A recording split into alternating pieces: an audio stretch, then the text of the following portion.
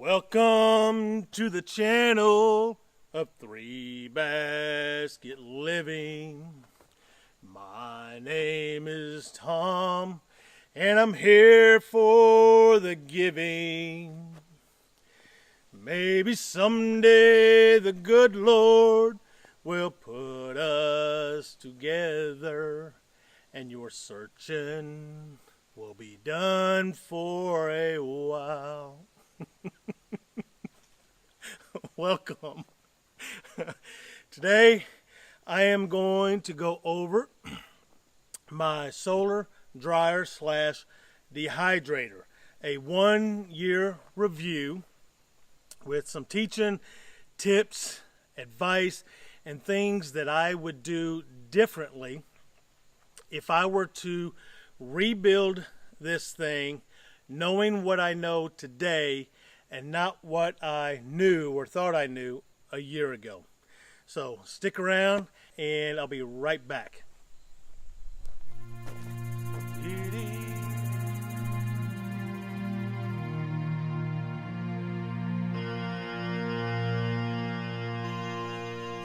Okay, we're gonna have to do this inside, off and on, rain, winds picked up, so I'll just have to do it here.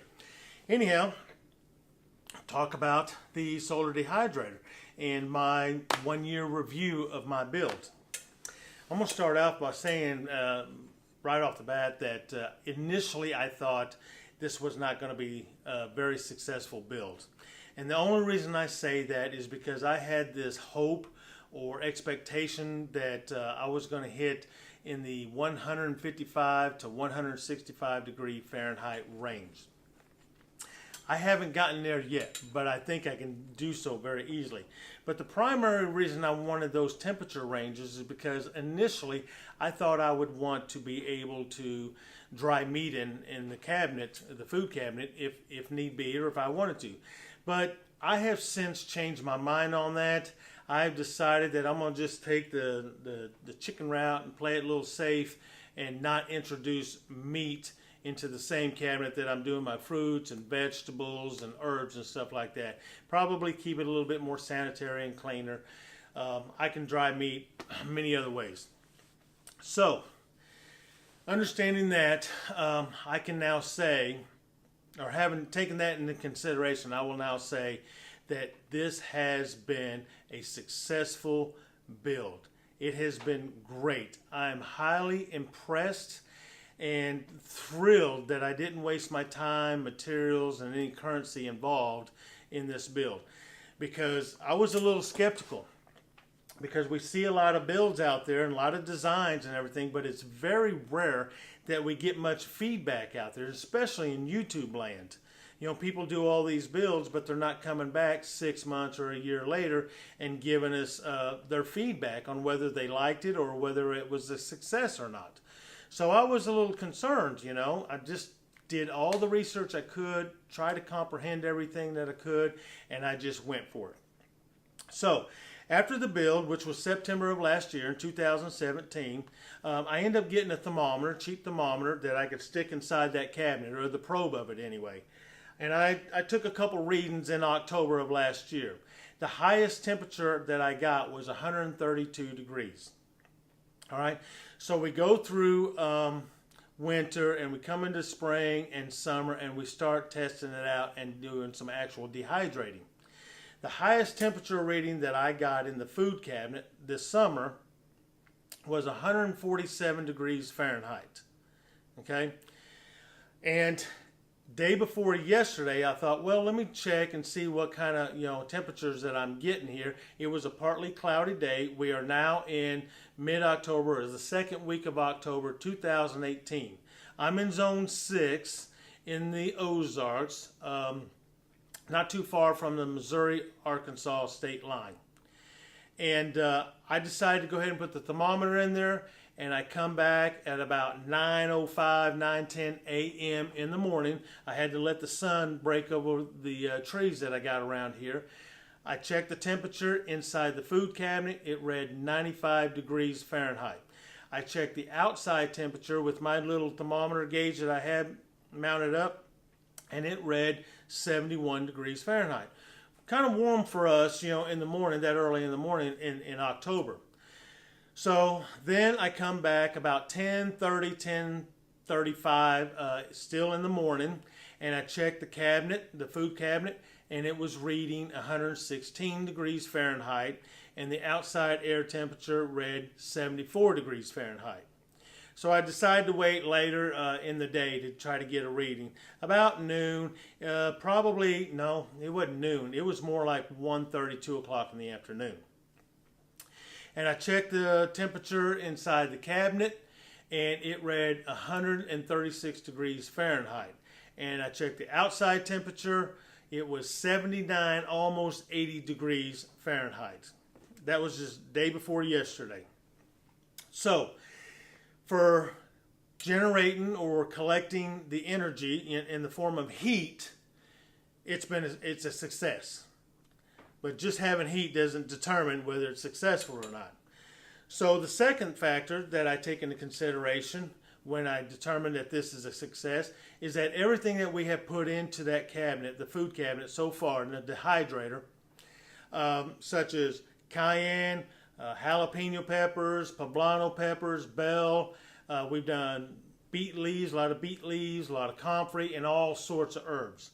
We haven't done the harder things like peaches and pears yet, but thus far, everything we've put in there has turned out wonderful. Successful dehydration of the food in an expedient time, which is also very important because the longer it takes and has moisture in it, the more prone it is to build up or have mold or mildew, which brings me to the third reason I consider this a success. So far, in a year's time, practically one season of dehydrating, we have had zero issues with any mold or mildew buildup, which was a big concern of mine based on all my research that I done last year in reading articles or watching people's videos. That was a huge concern. So let me tell you this though. We loaded the dehydrator up with poblano peppers this summer. You load them up and it ain't like you're sitting there waiting on it like a microwave. You go away and you conduct other activities. Well, we had ended up forgetting completely about them poblanos in there. It wasn't until 6 or 7 days later that we come back and we realized that we left those things in there for that long.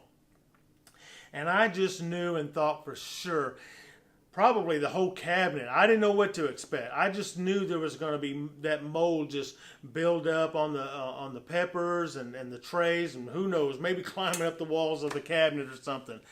And when we opened that cabinet up, there was zero evidence of any mold or mildew on the peppers, the trays, or the cabinet.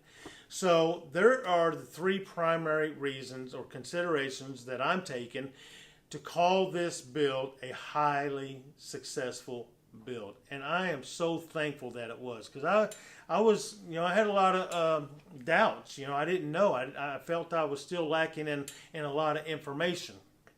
And especially when you see so many people not doing successful builds. But a lot of them we don't even hear about. So that gets me into thinking, well, why? Because this is my first build, and I am by no means no expert in this. It caused me to start really thinking about it. The biggest reasons, I'm going to discuss some of the biggest reasons why I think this build in this updraft design has been so successful. It's because primarily, material-wise, it is that metal cabinet. That metal steel cabinet, I think, is the biggest contributor to my success in dehydrating everything we put in there. Because it really takes advantage, unlike these wooden structures. And some people got wooden structures out there and they're putting too much consideration into the aesthetics, primarily the color. Painting it white, maybe some baby blue trim and stuff like that. They look very pretty. But I know for a fact, in talking with another YouTuber, or the dad of another YouTuber, this spring on his build, which he kind of is highly disappointed in, because he hasn't been able to reach, that 120 degree Fahrenheit mark. I think they can still use it, but I think he is pretty much considering it a fail, because it doesn't meet the expectations that they wanted. So that metal cabinet is the biggest contributing factor in taking advantage of that radiant heat that comes through that metal cabinet, because it really heats up.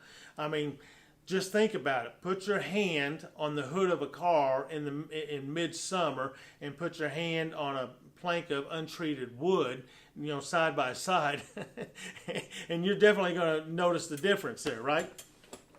So that has been the biggest consideration, because I think where I'm leading into is the elements. The absolute primary number one consideration are the elements of heat and airflow. The hotter the air that we can get without getting close to the cooking temperature, so we don't lose nutritional value in those things that we're dehydrating, the hotter the temperature that we can get, the faster and more acceleration that it has in rising up, which generates, in a strictly solar dehydrator, generates that airflow with velocity. Think of it like the hot air balloon. When they pull down on that fuel lever and shoot that flame up in there, the hotter they get that air, the faster it accelerates. And that's important, because when things dehydrate, because the heat, the primary reason for the heat concerning the food itself is it accelerates the evaporation of the moisture that's in the food. So once that food starts releasing that moisture, it evaporates out. Now it's into the air. That's where the airflow comes into play. And take note that I'm saying airflow and not air circulation, because it is the velocity of that airflow to carry the heavier water molecule that's in the air out that cabinet. Let me use this as an example. We all go to the latrine, or we go to the bathroom, and we all do number 2. And when we do, we emit this odor, this stink, this smell, right, in the room. You can put a fan in that bathroom and turn it on and circulate that air all you want, but the bottom line, it's still going to stink. It's not until we put an exhaust fan in or turn it on that it starts extracting that smell, that aroma out, and all the while drawing in fresh air from underneath the bathroom door or maybe a cracked window. Another good example would be a clothes dryer. There's a good one.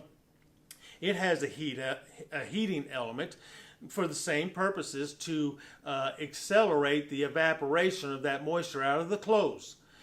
But if you don't have good exhaust ventilation, if it's restricted or clogged up, you can run that dryer all day long, and even with the heat, and you're just going to end up with hot, wet clothes. So be mindful of that in your build if you decide to do one. This meets those requirements.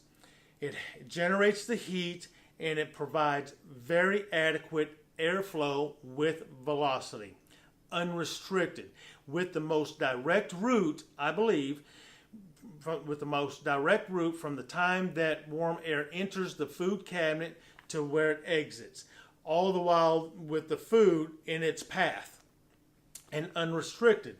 Which brings me to this right here. This was a test tray that I first built, and I keep it around for other purposes.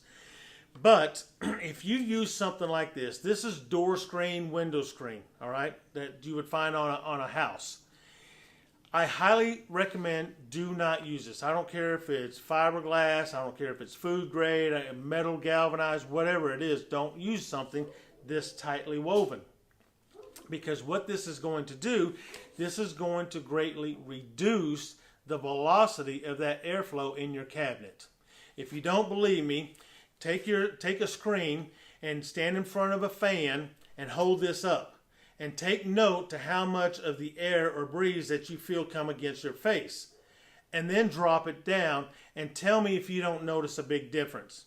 Now imagine you have 3, 4, 5 of these, in my case 9 or 10, how much it's going to reduce the velocity of that airflow. And we need that velocity. That's what I've come to understand about my solar dehydrator and why it's so successful. Because I have chosen the material, I use a wire woven cloth. I chose stainless, okay, 304 stainless, and I chose what they call number 4 mesh.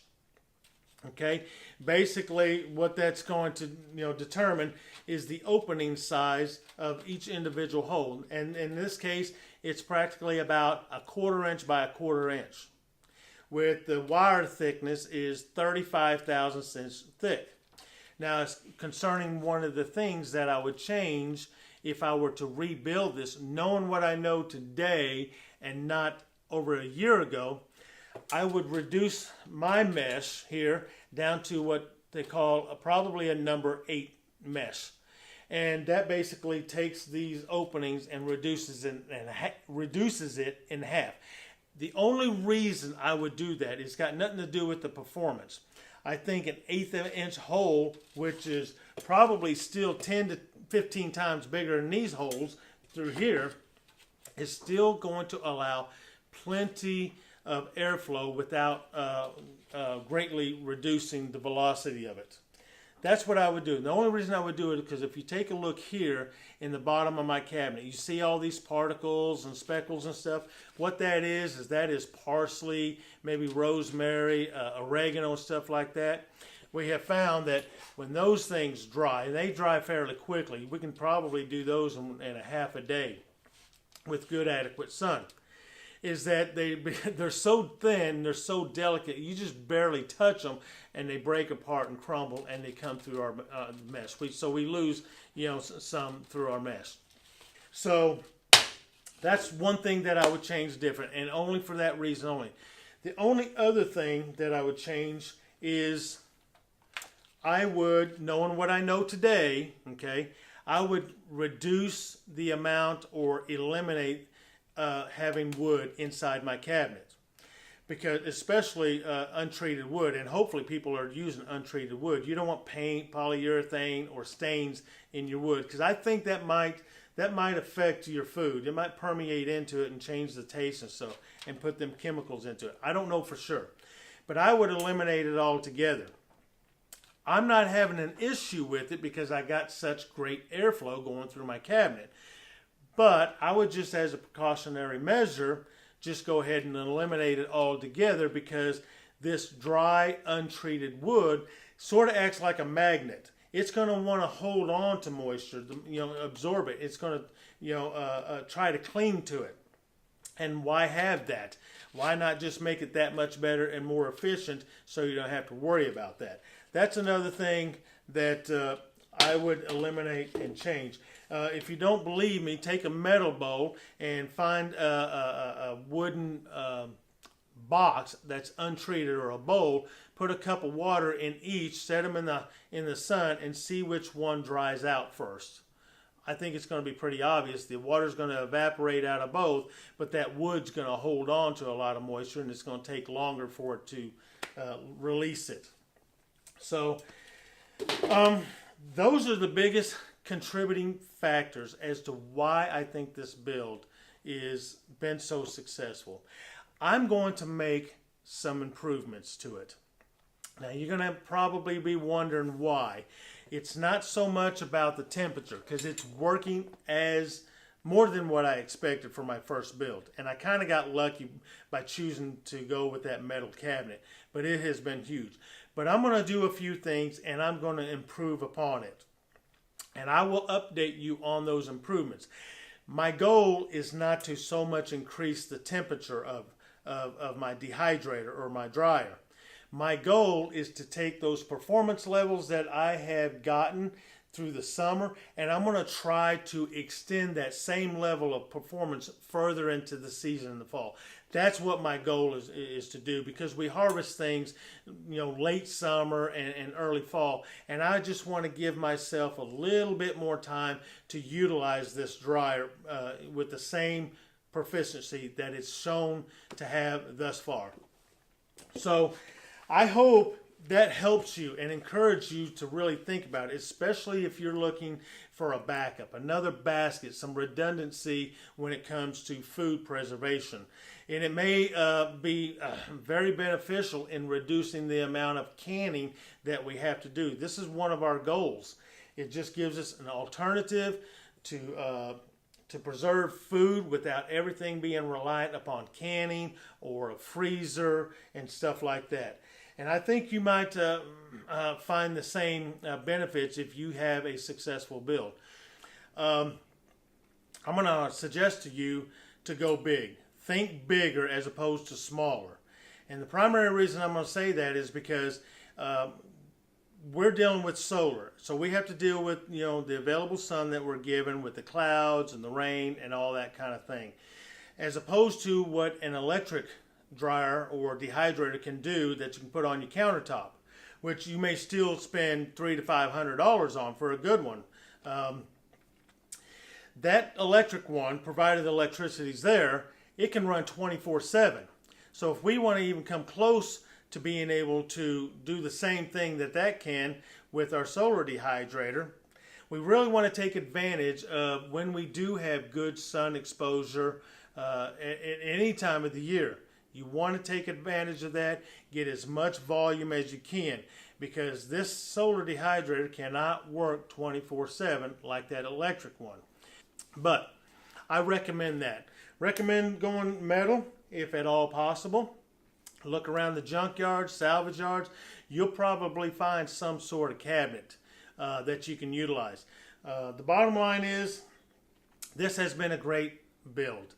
I got lucky, on having such success on my first build and still having unanswered questions and doubts and so forth. I am extremely thankful that it turned out the way it did, given the fact that I put the time, energy, material, and currency into this. I don't mind putting a little bit more into it now that I know it is a great design and success. So I attribute it to that metal cabinet and that airflow that it produces, and not restricting the velocity of that airflow. It has been huge success for me. I'm excited to see how much we can dehydrate next year. Folks, if you would, share with somebody else, pass it along. I hope you're encouraged to do a solar dehydrator, especially for those reasons, having a backup and supplementing your current food preservation practices. Have a nice day. May all your branches become full of fruit, and I'll see you next time. Shopping for dresses.